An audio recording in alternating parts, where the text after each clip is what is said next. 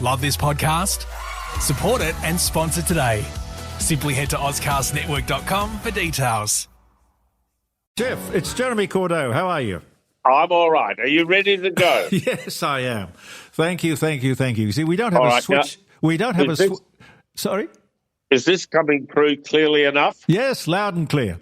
No, I was just saying we don't have a switchboard and we don't stack the calls. We take them and treat them spontaneously, if you know what I mean. Okay. Well, I'm here to serve, Jeremy. Thank you, sir. Listen, I wanted to talk to you about that idea that you floated, that we do something about youth crime. Yes. Now, we have the same problem that you have in Melbourne. We have African gangs and we have youth gangs and we have car stealing, and sometimes we're talking about 10-year-old children. 10-year-old children out. Yes. Well, Jeremy, don't waste your breath now. Why don't you just start recording and we'll get the thing done? No, we're on air live right now. Oh, I see. Sorry. No problem. Now, you see, it's a common problem all over the world, probably, this business of youth. I don't know where it started to go pear-shaped, when parents stopped parenting and teachers stopped teaching, maybe. I don't know. But these kids, we can't put them in jail. Your suggestion was prison farms. Well, let's just go back a bit, please.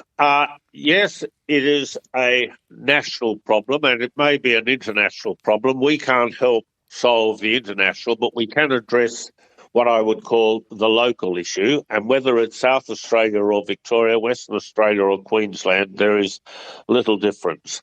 I'm not sure that we fully understand why there has been such an increase in the amount of antisocial and at times criminal behaviour. And I think we need some people with knowledge to try and identify what the reasons are. And I suspect one of the reasons is that COVID meant that so many children were dislocated from the discipline of continuing school education.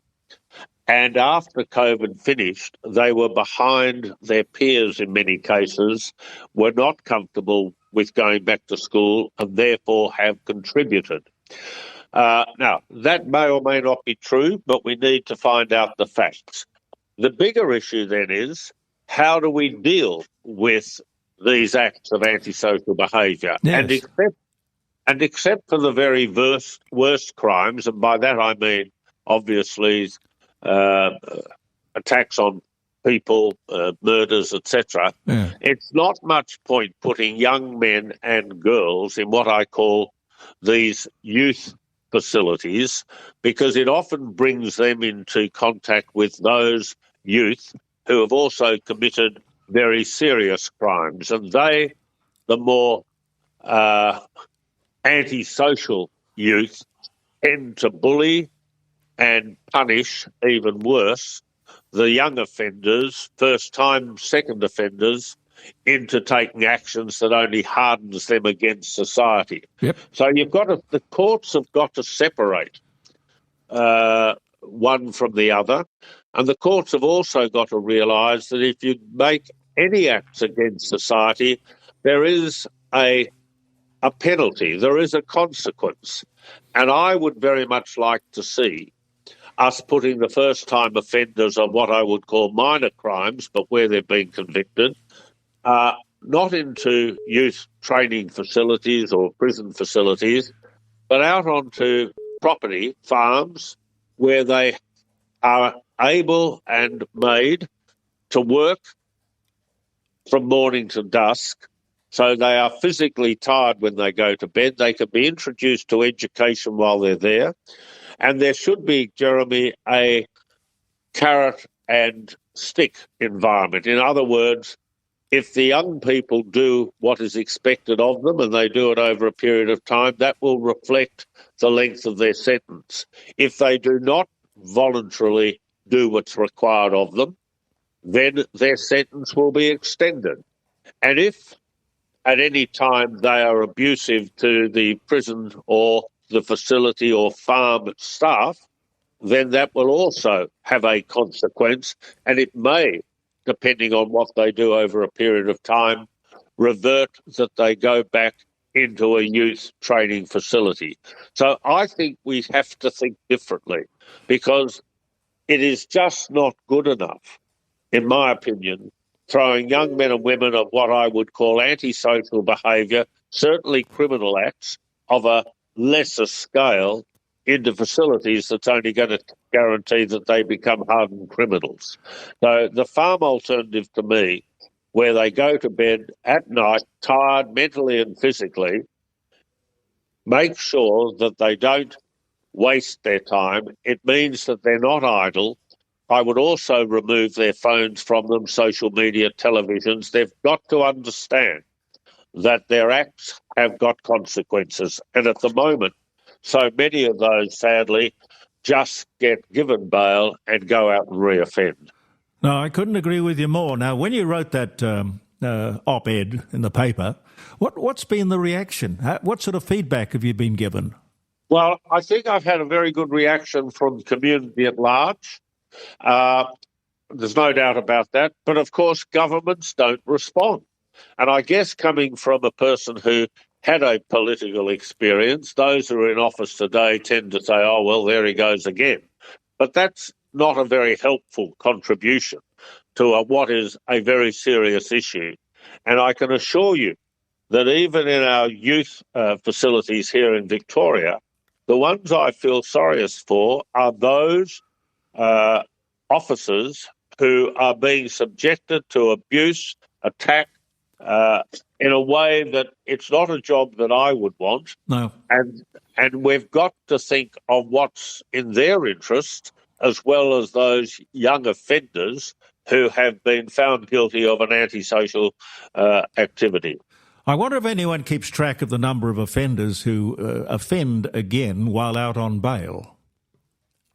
Yes, well, unfortunately, there's too many. Yeah. And particularly, it seems, and maybe it's how would I call it, weighted, but we hear about those who have committed the worst crimes being out on bail. We don't hear about the people who are committing the smaller crimes. So you rarely, in many cases, we never detect who the individual is who's committed the crime in the first place. But when we are able to detect, you often find, particularly of some of the more severe crimes, that in fact it was committed by a young offender who was out on bail.